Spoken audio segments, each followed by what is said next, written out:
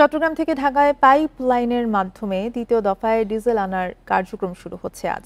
এর আগে ২৪ জুন থেকে ৪ জুলাই পর্যন্ত ৩,৮০,০০,০০০ লিটার ডিজেল সরবরাহ হয় এই পাইপলাইনে। বান্ডেল থাকলে প্রতি সেনমানিতে টাকা বাঁচবে। বিকাশ সেনমানি বান্ডেল কিনে জিতুন প্রতি লেনদেনে।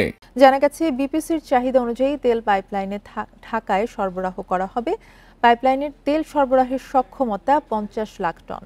তবে পাইপলাইন দিয়ে বছরে প্রায় ৩০ লাখ টন ডিজেল সরবরাহ হবে নারায়ণগঞ্জের গোদনাইল এবং ফতুল্লা ডিপোতে।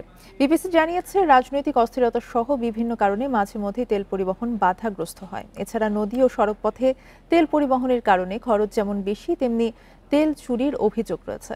পাইপলাইনে জ্বালানি পরিবহনে খরচ বাঁচার পাশাপাশি অপচয় রোধ হবে।